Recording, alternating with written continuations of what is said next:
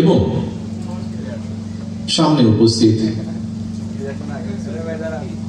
NPP এবং সমমনা জোটের কর্মী সমর্থক নেতৃবৃন্দ, আসসালামু আলাইকুম। পতিত পরাজিত পলাতক স্বৈরাচারের আমলে রাষ্ট্র, রাজনীতি এবং গণতান্ত্রিক রাজনৈতিক দলগুলোকে নানা রকম দমন পীড়ন এবং ষড়যন্ত্র মোকাবেলা করতে হয়েছে। এনসিপিও সেই তালিকা থেকে কিন্তু বাদ যায়নি। দীর্ঘ ১.৫ দশকেরও বেশি সময় ধরে দেশ এবং জনগণের উপর চাপিয়ে দেওয়া ফ্যাসিবাদী শাসন শোষণ মুক্ত বাংলাদেশ, আপনারা আজ ফ্যাসিবাদ মুক্ত পরিবেশে দলের প্রতিষ্ঠা বার্ষিকী পালন করছেন। পতিত পরাজিত বিতাড়িত ফ্যাসিবাদ যাতে আর কোন রূপে কোন ক্রমে ফিরতে না পারে, তার পুনরুত্থান ঘটতে না পারে, এই সময় সেটি হোক বাংলাদেশের পক্ষের প্রত্যেকটি গণতন্ত্রের পক্ষের প্রত্যেকটি রাজনৈতিক দলের লক্ষ্য। প্রিয় উপস্থিতিবৃন্দ, ফ্যাসিবাদের পথ রুদ্ধ করে রাষ্ট্র, সরকার এবং রাজনীতির গুণগত পরিবর্তনের জন্য দরকার প্রয়োজনীয় সংস্কার। সময়ের প্রয়োজনে পুঁথিগত অর্থাৎ সাংবিধানিক কিংবা আইনগত সংস্কার এবং প্রায়োগিক সংস্কার, উভয় প্রকারের সংস্কারের বিকল্প নেই।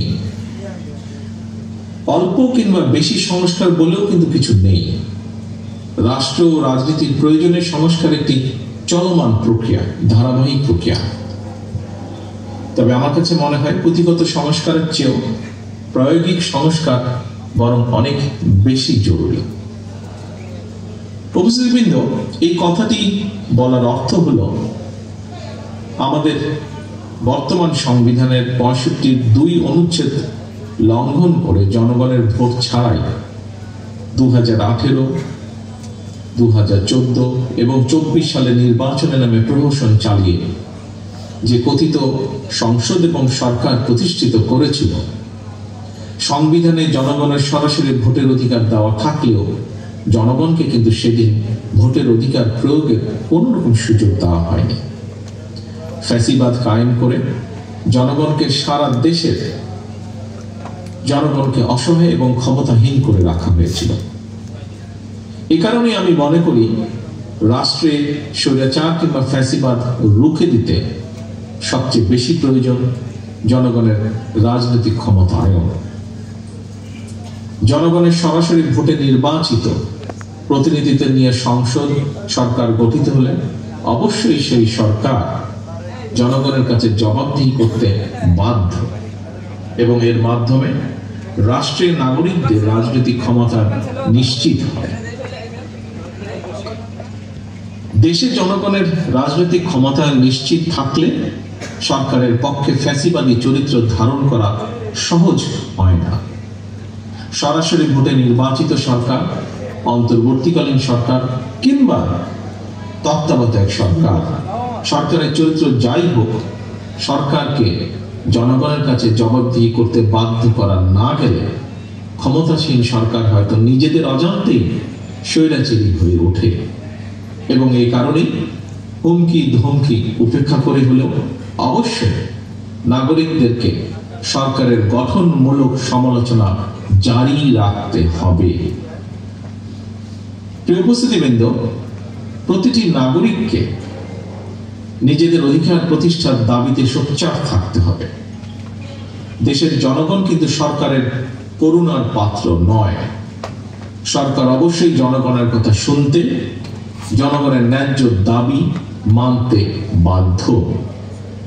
এখানে সরকারের মান অভিমান কিংবা রাগ বিরাগের কিন্তু কোনো সুযোগ নেই। প্রিয় উপস্থিতিবৃন্দ, আমি আগেও বলেছি, হাজারো শহীদদের রক্তের উপর প্রতিষ্ঠিত বর্তমান এই অন্তর্বর্তীকালীন সরকারের নৈতিক এবং রাজনৈতিক বৈধতার হয়তো সংকট নেই, তবে অবশ্যই এই সরকার জনগণের কাছে জবাবদিহিমূলক নয়। সরকার যেহেতু জবাবদিহিমূলক নয়, সেহেতু নৈতিক কারণে সরকারের সুনির্দিষ্ট পরিকল্পনা জনগণের সামনে স্পষ্ট থাকা প্রয়োজন। জনগণকে অন্ধকারে রেখে, রাজনৈতিক দলকে বা দলগুলোকে অনিশ্চয়তায় রেখে শেষ পর্যন্ত কোনো পরিকল্পনায় কার্যকর এবং টেকসই হয় না, হবে না।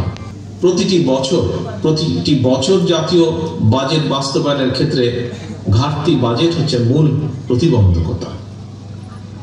বাজেট প্রণয়নের ক্ষেত্রে এনবিআর হয়তো সরাসরি কোনো ভূমিকা নেই, তবে রাজস্ব আদায়ের মাধ্যমে বাজেট বাস্তবায়নের ক্ষেত্রে এনবিআর এর ভূমিকা মুখ্য।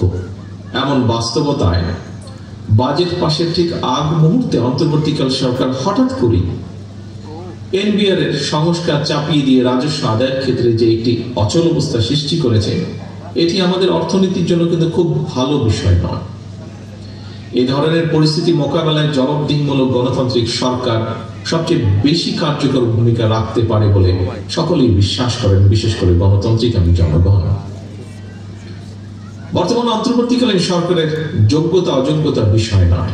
দেশে স্থিতিশীল গণতান্ত্রিক সরকার না থাকায় একদিকে দেশি বিদেশি বিনিয়োগের স্থবিরতা নেমে এসেছে, অপরদিকে এক অনিশ্চিতকর রাজনৈতিক অর্থনৈতিক পরিস্থিতি নিয়ে বিভিন্ন শ্রেণী পেশার মানুষের মধ্যে একরকমের অস্থিরতা তৈরি হচ্ছে প্রায় প্রতিদিন। এ কারণেই জনগণ প্রতিদিন, আমরা দেখছি সমাজের বিভিন্ন শ্রেণী পেশা জনগণ প্রতিদিন বিভিন্ন দাবি দাওয়া নিয়ে রাজপথে নেমে আসছে। যদিও আনফরচুনেটলি তাদের এই দাবি দাবা শোনার কেউ নেই এই মুহূর্তে। সম্মানিত সভাপতি, প্রিয় রাজনৈতিক সহকর্মী, ভাই ও বোনেরা, আমি একটি বিষয়ে গণতান্ত্রিকামী জনগণের দৃষ্টি আকর্ষণ করতে চাই। জনগণের বাংলাদেশে জনগণের ভোটে জনগণের কাছে জবাবদিহিমূলক সরকার প্রতিষ্ঠায় যে কোনো ধরনের অজুহাত কিংবা গড়িমসির সুযোগ নিয়ে পতিত পলাতক পরাজিত স্বৈরাচার মাথা চাড়া দিয়ে ওঠার অপেক্ষায় রয়েছে। কিন্তু এটি আজকে বিভিন্ন বক্তার বক্তব্যেও ফুটে উঠেছে কথাটি। তবে ফ্যাসিবাদ মুক্ত বাংলাদেশে জনগণের গণতান্ত্রিক অধিকার প্রতিষ্ঠার মাধ্যমে ফ্যাসিস্ট তাবেদার অপশক্তির পুনর্বাসনের পথরোধ করা সম্ভব। আমরা নিজ নিজ দলীয় আদর্শ এবং কর্মসূচি বাস্তবায়নের ক্ষেত্রে ফ্যাসিবাদ বিরোধী রাজনৈতিক দলগুলোর মধ্যে প্রক্রিয়া বা পদ্ধতিগত বিরোধ দৃশ্যমান হলেও আমি দৃঢ়ভাবে বিশ্বাস করি দেশ এবং জনগণের বৃহত্তর স্বার্থে ফ্যাসিবাদ উত্থান মোকাবেলায় একতরফা ইস্যুতে বাংলাদেশের গণতান্ত্রিকামী জনগণ বিগত 5ই আগস্টের মতনই ঐক্যবদ্ধ। প্রিয় উপস্থিতিবৃন্দ, সম্মানিত অতিথিবৃন্দ, সম্মানিত সভাপতি, অন্তর্বর্তীকালীন সরকার প্রধানের সঙ্গে দেখা করে রাজনৈতিক দলগুলো আবারও জাতীয় নির্বাচনের তারিখ, দিন, সুস্পষ্ট দিনক্ষণ ঘোষণার দাবি জানিয়েছে। বিএনপির দাবি আগামী ডিসেম্বরের ভেতরে জাতীয় নির্বাচন অনুষ্ঠিত হতে হবে। জাতীয় নির্বাচন অনুষ্ঠানের লক্ষ্যে জনপ্রশাসন, আইন শৃঙ্খলা বাহিনীর প্রয়োজনীয় সংস্কারের জন্য অন্তর্বর্তীকালীন সরকারের প্রতি বিএনপি সহ আমরা যারা একসঙ্গে রাজপথে আন্দোলন করেছি আমাদের সর্বাত্মক সমর্থন অব্যাহত রেখেছি। সুতরাং দেশে বিদেশে সম্মানিত দক্ষ এবং যোগ্য ব্যক্তিত্ব অন্তর্বর্তীকালীন সরকার প্রধানের নেতৃত্বে জনগণ অবিলম্বে দেশের ইতিহাসের সবচেয়ে অবাধ, নিরপেক্ষ একটি জাতীয় নির্বাচন দেখতে পাবে। আজকে এনপিপির এই প্রতিষ্ঠা বার্ষিকীতে এই প্রত্যাশা রেখে আমার বক্তব্য শেষ করছি। পরিশেষে আবারও এনপিপি সাফল্য কামনা করছি তাদের এই 18তম প্রতিষ্ঠা বার্ষিকীতে।